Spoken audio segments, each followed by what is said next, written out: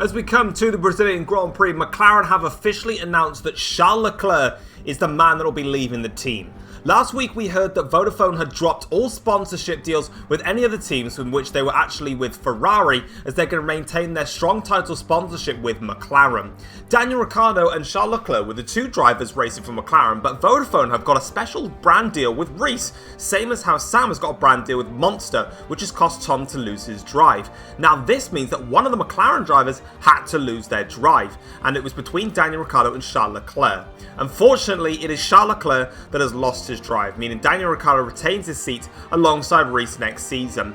Charles Leclerc has opened up admitting that he is absolutely devastated to have been dropped by McLaren after what he felt was a decent season for him, and he had plenty to show and improve. However, he has also said that he's got many offers that have been on the table for him, and he now needs to take the time to go ahead and consider what is his best option. It's a sad end for Charles Leclerc in what looked to have been a great partnership between him and Ricciardo at McLaren. Taking a look then at the race news heading into this weekend, now rain actually affected all of Friday practice, which does mean that no one really has any true data going into qualifying and the race. Carlos Sainz was fastest in FP3, but no data was really gathered as people had to focus on their qualifying runs in FP3, meaning we're going into an unknown heading into this Brazilian Grand Prix.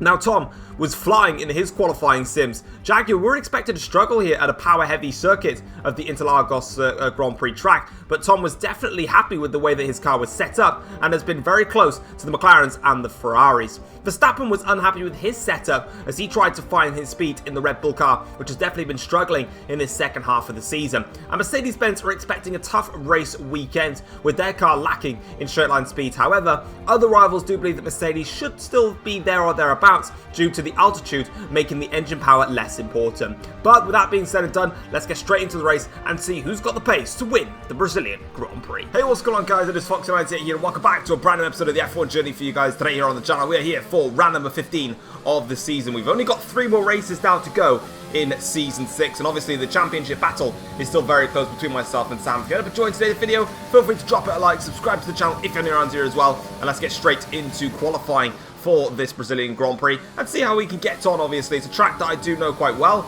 and it's a track that I'm very much happy with. But as you can see on the left of your screens then, this is the Drivers' Championship so far.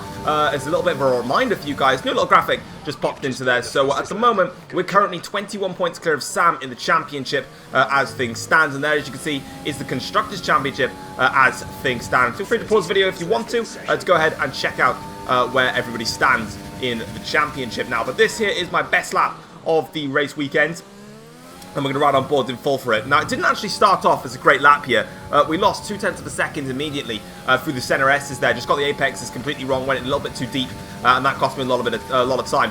Now going in towards the Skin of Delago, we actually gained quite a bit of time back here, about 1.5 tenths. Pretty much nearly getting all of the time back there, so we're very much now right on the money here as we try and fly our way through towards this middle sector. Absolutely flat out now. We're a little bit deep there under braking. We actually gained a little bit more time through that corner as we now go towards this section of the circuit, which is actually where I'm fastest and where you'll find that you're traditionally fast in the AIs, especially on the exit here. You can really get the power down a lot earlier than what the AIs can, but we're up by 1/10 of a second now as we go through in towards the middle sector, going purple now into that section. Now as we go onto the exit, the last corner, onto the back straight here, again, it wasn't a brilliant exit, and that eventually, as you can see, did cost us. So we've lost a couple of tenths here or so on the lap, but as we come towards the start-finish line, we are currently in P3, we cross the line, and it's a front row start. The F1 journey gets closer to its finale, and we are on round 15 here for the Brazilian Grand Prix at the Interlagos race circuit. A track, like I said at the start, which I'm very much happy with, and we're going to be starting in a great place here. It is going to be overcast for the race, but as per usual, we're not going to expect to see any rain. I don't think we're going to see any rain for this entire season, which would be kind of crazy if that does end up actually happening. The 2.677 mile circuit is a very, very high-speed circuit, but with the track being so high up in terms of altitude, the engine power isn't as potent around here as it could be at other circuits. Obviously, as per usual, we have the soft, the medium, and the hard compound tyres. The medium's about 0.7 of a lap slower, and the hard's about 1.3 seconds a lap slower. There is George Russell not in his car because he's decided to go off and do some other things. So that's fine. You go do that, George. Okay, but you still got a race to run, so make sure you get involved in that. But as you can see, then let's have a look at the grid then and see where everyone lines up. It's Carlos Sainz on pole position ahead of ourselves then. there on the front row of the grid, and it's a perfect opportunity for us to get some points against Sam. Daniel Ricciardo starts the race from 3rd place. Reese is 4th on the grid. Charles Leclerc qualified in 5th with George Russell lining up 6th for the Audi. P7 is going to be Lewis Hamilton with Nico Rosberg alongside him in P8. And then as we look further down the order, then Verstappen is in P9 with my teammate Sam only being able to get P10 in qualifying. He's got a lot of work to do. Sergio Perez is 11th on the grid with Pascal Wehrlein down in 12th place ahead of his teammate Hulkenberg in 13th place. Bottas is the best of the Renaults in 14th. Then it's going to be Mason Wood down in 15th place, still struggling in his Red Bull with Ocon in P16. Gasly is in 17th ahead of Lando Norris in 18th. And then coming up in the back row of the grid, it's going to be Sebastian Vettel and then Noah James rounding off the rest of the grid there for you guys. So there is your starting grid for the Brazilian Grand Prix.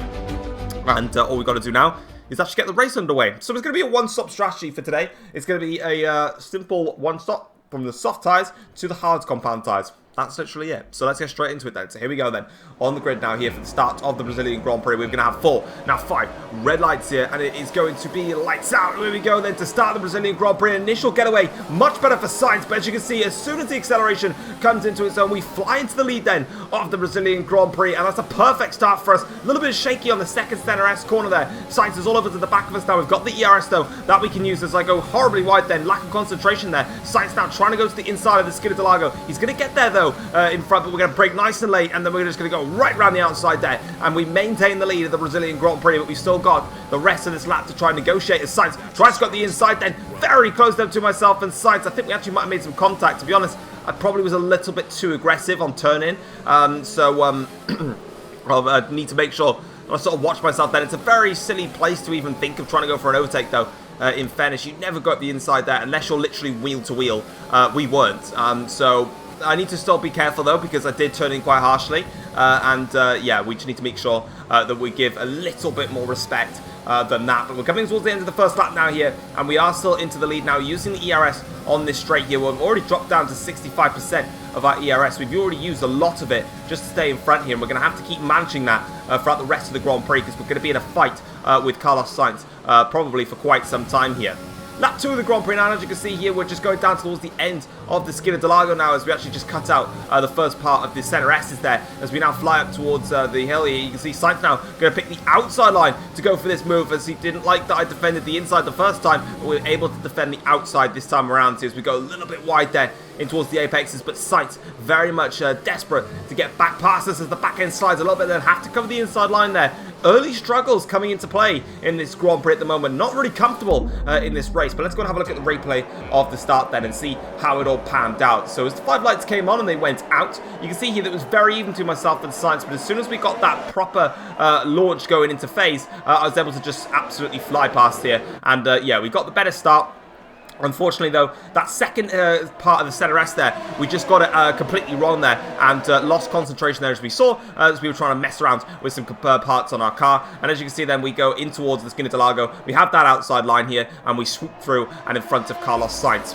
This is now with on board my teammate Sam here, down in P10, remember, after an awful qualifying session. He makes up for that quite nicely, actually, with Verstappen and Nico Rosberg alongside him. Hamilton also in there as well, and he got past all of them. So 3 places gained for Sam on the opening lap here of this Brazilian Grand Prix, which he has to do. Of course, he's 21 points behind, remember, in the championship with what have we got now? Just the 3 races remaining. And this is on board with Sergio Perez, who's directly behind Sam right there. It wasn't really a brilliant start for Sergio Perez, to be honest, but luckily, he seems to be in a little bit of a world of his own here as he goes in towards the first corner. He's able to take that inside line, just watching the scrapping up ahead here as he now gets onto the power here with Nico Rosberg in front of him. And you can see as he eventually starts to close up onto the back of the Mercedes now, he goes towards the inside line to the skin of Delago. Verstappen's there as well.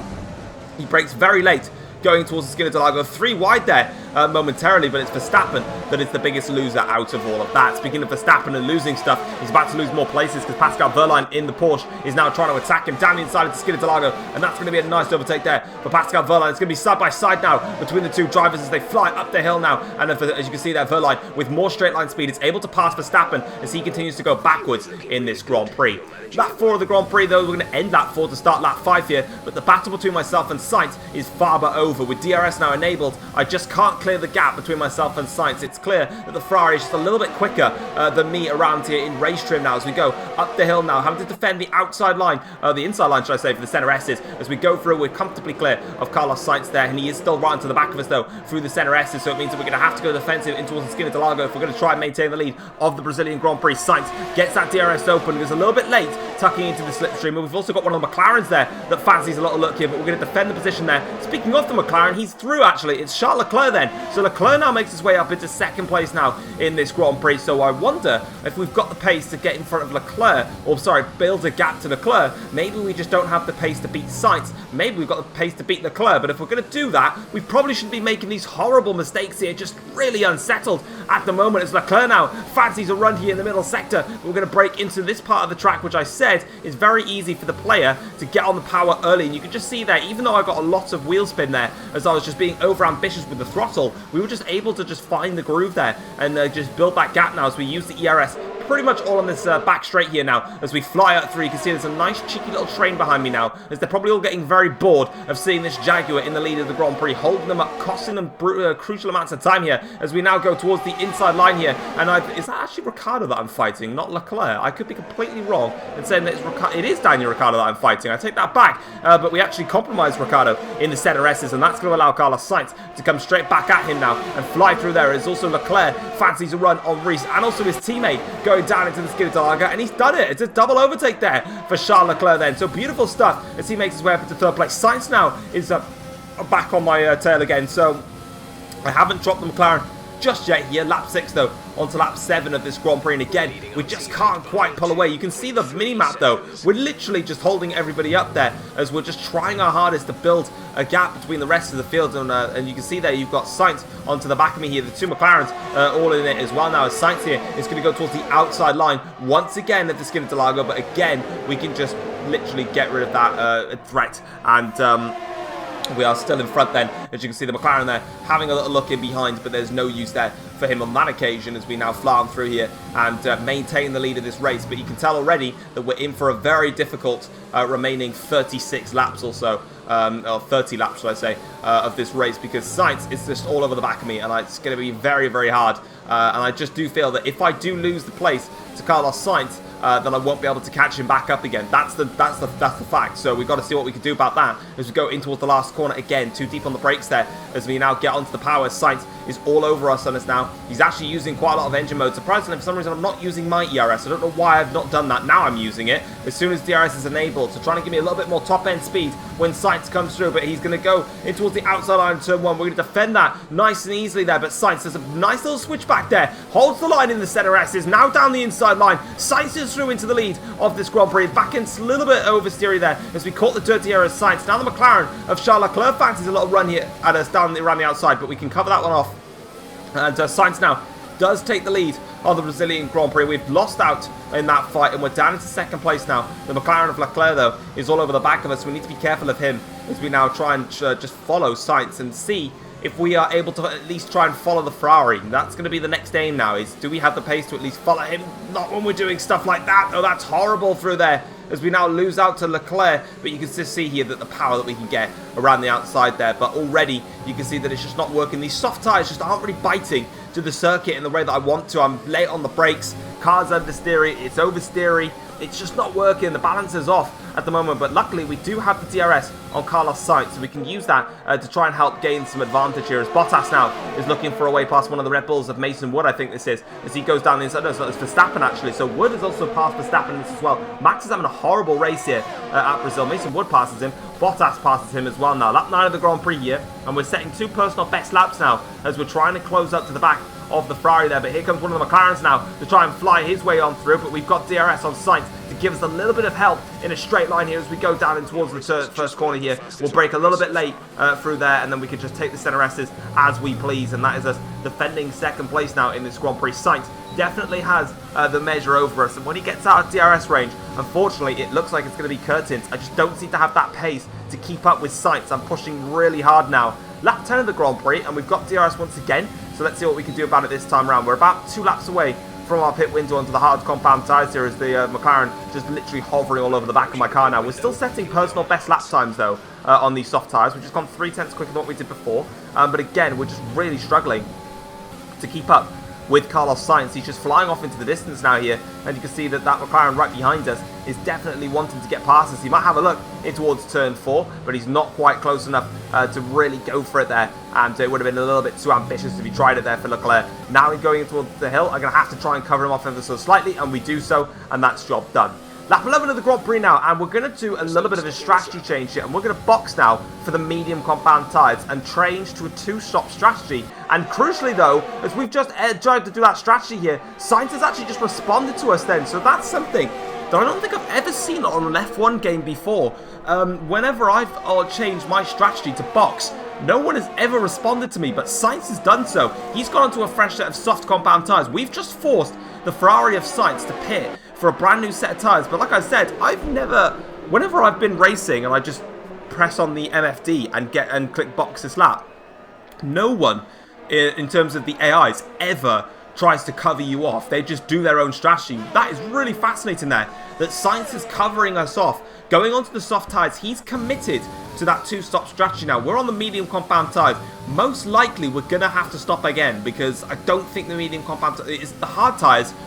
You have to pit on lap 13, which everyone is doing now, and then go to the end of the Grand Prix. We're on the medium tyres and stopped a lap earlier, but here's Sainz now, stuck behind one of the Aston Martins. We're right behind this though, as we now go into the first corner. It is Sebastian Vettel that Sainz is trying to negotiate here, and Sainz does eventually pass Seb there, so that's nice for him as we go wide in the centre S's then. Just trying to set myself up now to get past Vettel, if I possibly can here. He'll have DRS though on Carlos Sainz, but he tucks out of the slipstream, so down towards turn 4 here. I could just go around the outside of Sebastian Vettel. Job done, and we're in front of the the McLaren there, who just came out of the pits there, so that's quite nice for us now. But on to lap 17 of this Grand Prix, we do have a slight problem here. This medium compound tyres versus the hards at the moment, it's not making a difference, because the McLaren now of Daniel Ricciardo, I think this is now, is going to have a go at us in towards the first corner here as we brake late, trying to go around the outside here. It is Daniel Ricciardo that we're having to defend on his hard compound tyres, and we do defend that quite nicely. Sainz, though, on his soft tyres is absolutely flying. You can see him pulling away up front, and unfortunately, I don't have any pace to respond to it. So we've pretty much shot ourselves in the foot slightly here. We're on the medium compound tyres, but we can't keep up with Sainz, and if he gets too far ahead, he could then stop again and catch back up to us, because he'll be on a set of mediums to the end.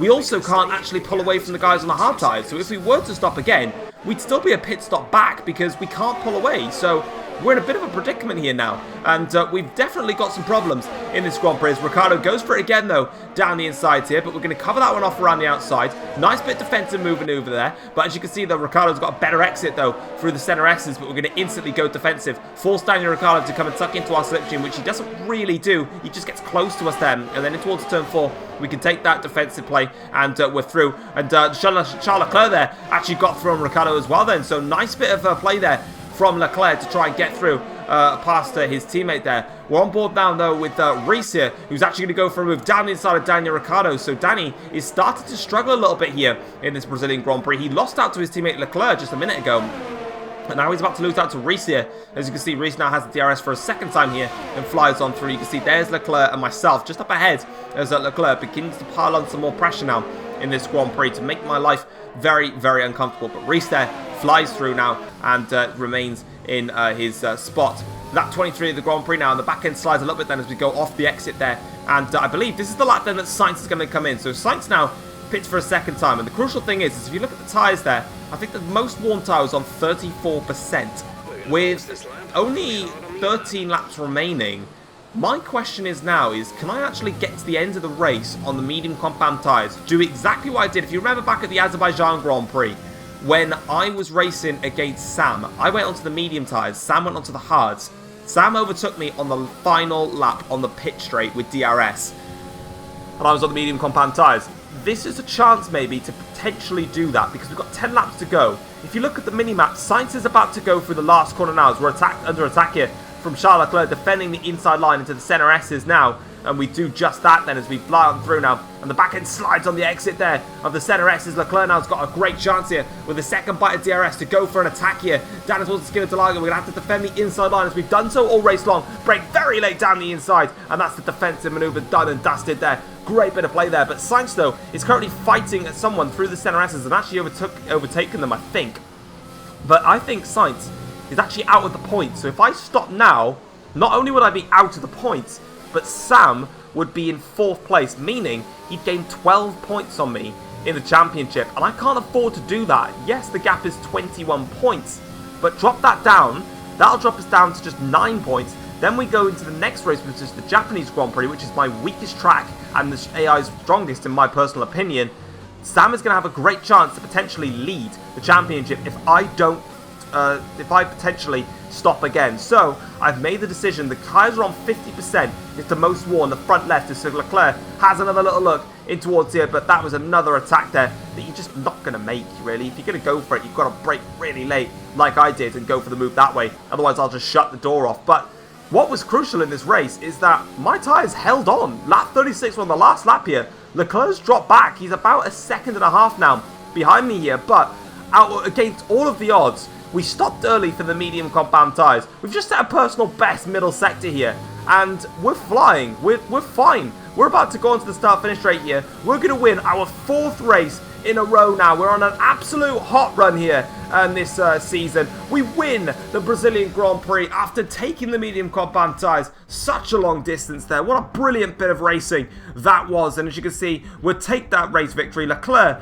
finishes in 2nd place. He was 1.4 seconds behind in the end. Reese finishes the race in 3rd ahead of Daniel Ricciardo in P4. Russell ended the race in 5th place. Sam only managed to get P6 in this race, and obviously that's a big blow for him in terms of his championship aspirations. Nico Rosberg is 7th ahead of Lewis Hamilton in 8th. Sergio Perez P9 for Audi, and then it is Pascal Wehrlein for the Porsche in P10, picking up that point there. Carlos Sainz did set the fastest lap of the race with a 1:30.744. But if we go over to the second half of the table right now, you can see that Sainz did finish P11. So my strategical call to pit for mediums and then just stay out to the end gave me the race victory. Sainz responded to that, but by 2 stopping, didn't score any points. Hulkenberg, P12 for Porsche. Then it is Mason Woods ahead of Bottas, Verstappen and Ocon, the Renault and the Red Bulls, constantly in with each other. And then it's the Fords and Aston Martins with each other. Lando Norris in P17, Noah James 18th, Pierre Gasly P19, and Vettel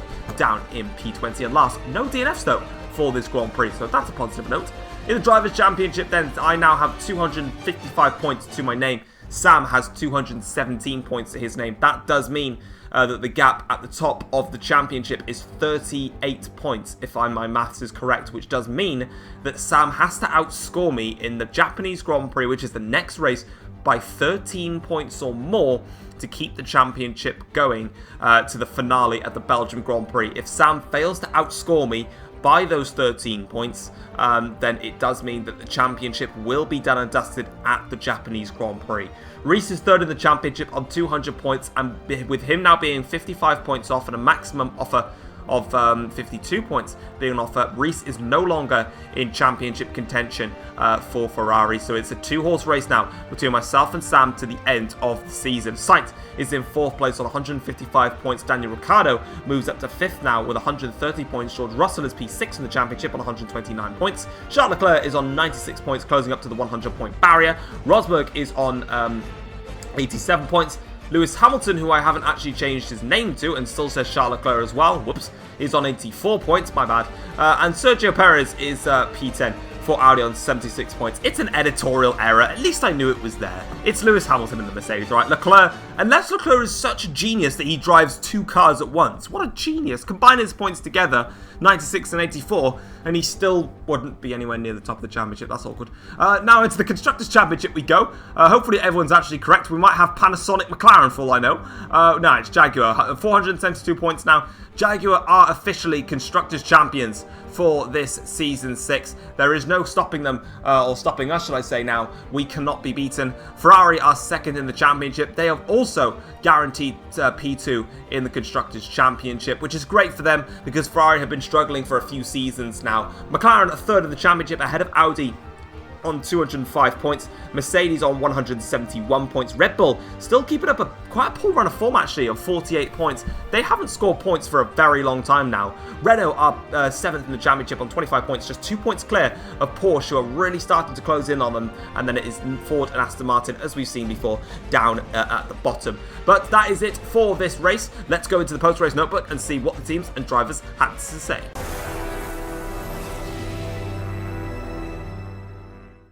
Taking a look then at the post-race notebook after today's race, Tom managed to pull off a sensational strategy to win the Brazilian Grand Prix. Tom decided to come in early for a set of the medium compound tyres, and after seeing Sainz drop down to P11, decided to stay out, fend off the opposition and win the race. Sainz was left frustrated after failing to score. Ferrari pitted him for a new set of the soft compound tyres, in which he led the race for the purpose of the time when he was on those soft tyres, but it didn't actually amass to anything, and he was left with no points today.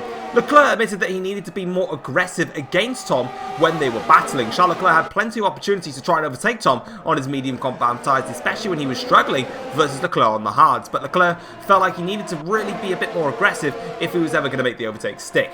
Mercedes were also happy to get themselves to a double points finish today after Mercedes have been struggling all season long with the performance of their car. And obviously championship contender Sam had to settle for a poor P6 this race weekend. It really didn't work out for him after qualifying in P10, and he only managed to finish in P6, meaning the championship is very much in the balance for him heading into the next race, which is the Japanese Grand Prix. Hopefully you guys have enjoyed today's episode. If you have, drop it a like, subscribe if you're new around here as well, and we'll see you for the next race. Take care all.